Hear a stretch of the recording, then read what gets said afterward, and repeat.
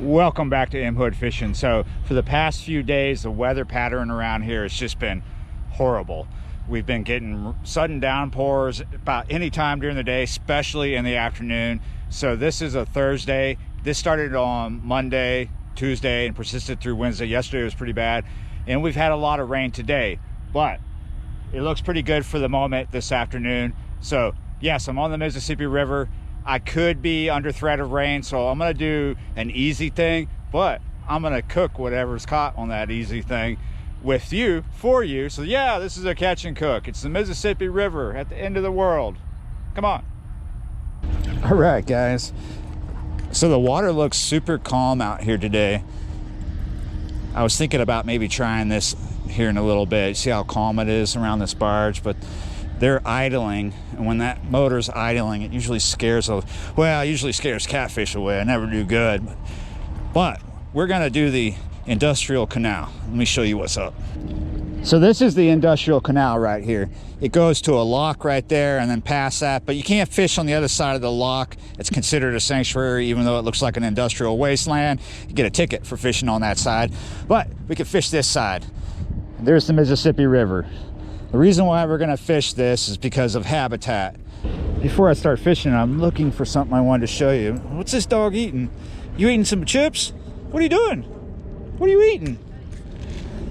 I'm chowing down. So I wanted to tell you about the Nurdle spill. I want to tell you now in this part of the video, because we have enough light to show you. Nurdles are these little granule balls, these little pellets. This is what plastic products are made out of. We had a Nurdle spill over the last few days ago. They're just all over the place. There are some places where it's so thick it looks like it snowed. Yeah, a tanker or like I think it was a barge or something. No. A container fell off a tanker ship. That's what it is. It had a Biden moment there, excuse me, up in the port. It just went everywhere. There's something else crazy going on here. We're gonna do a catch and cook where there's a rainbow. Look at this oil slick here. There's like field on the water. It's like Pride River here. Seriously, there's a lot here. All right, back to habitat.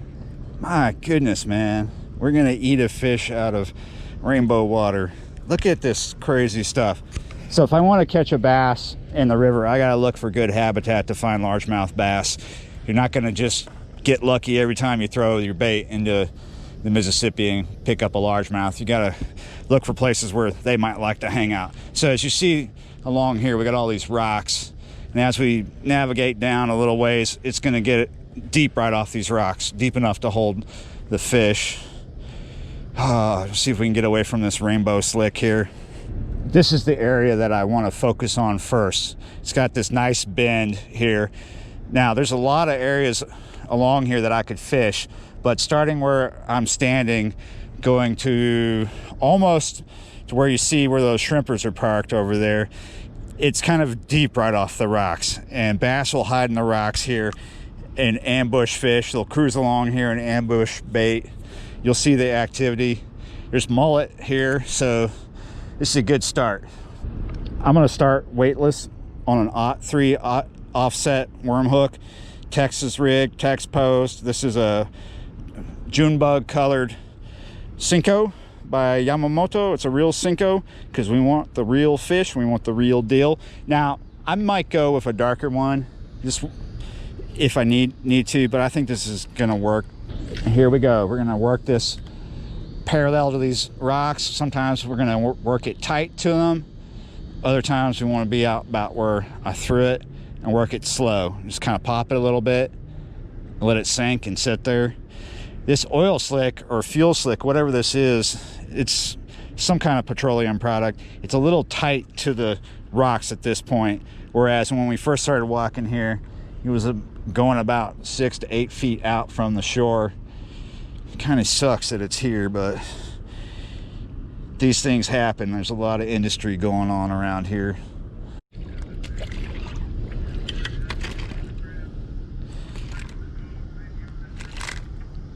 That is a bona fide green trout right there.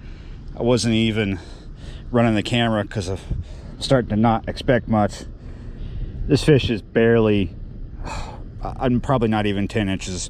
He's not even a pound. This is a bona fide green trout dink right there. So I don't want to keep him. I want to let him get bigger. That little fish tore up that bait, so let's go with something else. Let's try something darker. This is the black and blue with flake, or black with blue flake.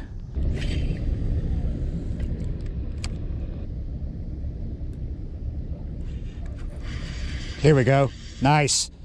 Decent. Decent. Oh, yes. Oh, this is a decent fish, guys. Oh, yeah. Stay on. Stay on. Look at that. Yes. I'm telling you. Oh, I just spit my bait, too. I'm going to get my feet wet in this diesel water. Here we go. There you go. There you go. Now that's gonna make a really good sandwich. Yeah, you're right. Yeah, you're right. This is a pretty nice fish. This is one of the better bass I think I've caught recently in the last couple of months. That is not a dink. That is not a dink. And he's not too big to eat. That's okay size to eat right there. It feels like maybe a 3-pounder, maybe something like that. Whoa, crazy sky, huh? So I wonder what this fish is going to taste like. Is it going to taste like diesel? Is it going to taste like plastic because of all the nurdles? Is it going to have a belly full of nurdles? Well, we're about to find out. Let's go do that now. All right, welcome to the kitchen. If it sounds like we have a jet engine in the background, it's because we have the ceiling fan on and the windows open. It's hot in here, very, very humid. Here's our bass. As you can see, maybe it's a little over 2 pounds. It's a nice thick fish, nice thick back here. All right. So now that we got 2 nice fillets here, we're gonna put them to the side. And I wanna get into his belly. Let's see if there's any nurdles in here. I took a pretty good look in his stomach and in his lower intestine. No nurdles. They do show up inside fish after a while. Check it out. I got 2 nice fillets here. I didn't butcher them too bad. I'm gonna blacken those. I'm gonna use this blackened redfish magic here by K-Pal. I've never used this before. On the back here where it says directions, all it says is use instead of salt, pepper, and all other herbs and spices. It's a spice rack in a bottle. Those aren't directions, but I know how to do this, so let me show you. In this bowl here, I've melted half a stick of butter. I'm gonna stick 1 fillet in there and basically just get it dredged in there, nice coated and good. Roll it around in this bowl. And then I'm gonna put it on this plate. I'm gonna do the other fillet the same way. Just stick it in the bowl of butter, get it nice and coated, nice and greasy, nice and buttery. This is salted butter. You don't have to use salted butter, but I like salted butter. Now that we got this buttery mess in the plate, we're gonna pour this on nice and thick. Coat it, get it coated really, really good, real generous, be real generous.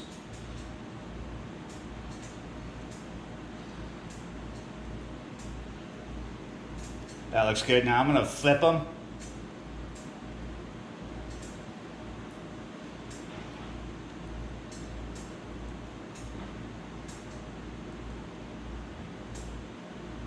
While I'm doing this, I've got my frying pan heating up. It's on high. This is gonna get smoky, people.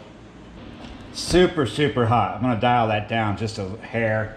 It needs to be really hot because you wanna blacken this, you wanna char it. So we're gonna put these in, see if we can get a, yeah. Like I told you, it's gonna get smoky. You wanna do these 2 minutes per side. I'm gonna take what's left over from my butter and pour a little bit on each fillet, but I don't wanna go through it all because we're gonna flip these in 2 minutes and do the same thing. All right, that's 2 minutes. Let's see what we got going on. Whoa, yeah. Some people are like, you're burning it. Yeah, I know, I am. That's the idea. All right, 2 minutes on that side. There it is. We're done. Let's get it off this heat before it turns into cinders. Oh my goodness. Look at that hot mess right there. Well, this kitchen is smoky. It is absolutely filled full of smoke. So we're gonna make a sandwich out of these. We're gonna use Sara Lee butter bread here. Got some in the toaster already. And of course, because we're in the South, we're gonna use Blue Plate mayo. Can't go without that. If you got Hellmann's, that'll work. Hellmann's is a great substitute for Blue Plate. All right, come on, Toast. It is smoky in here. Let's clear out this kitchen and sit down and eat. Thought I'd give you another close-up before we close it up. Let's close it up. Boom.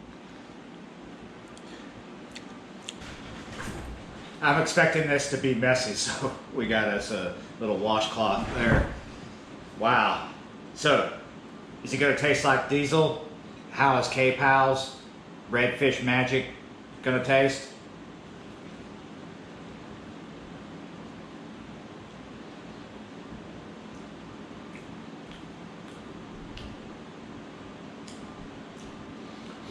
That's pretty good. That blackening spice is pretty good. I don't know why I've never tried it before. I've always used something else. That's pretty good. There used to be a restaurant in the French Quarter called K-Pal's. Chef Pompadam's restaurant. It was named after him and his wife. That closed because of the shutdown, because of COVID. But this spice is still going to be available. Ooh, yeah, that's pretty spicy. That's pretty good. Don't taste diesel. I didn't really expect that I would. I think that diesel spill just happened today or the other day. I hadn't heard anything about it until I walked down there to fish and saw it. So this is pretty good. Yeah, this is my first time. Excuse me, I'm talking with my mouth full. It's my first time to blacken bass. I've only blackened catfish before. That's pretty good. Well, I'm gonna take this in the other room and finish it. Watch something on the laptop. Like, share, comment, subscribe to the channel if you haven't already. Click that notification bell so every time I put out a new video, you're in the know. All right. See you next time.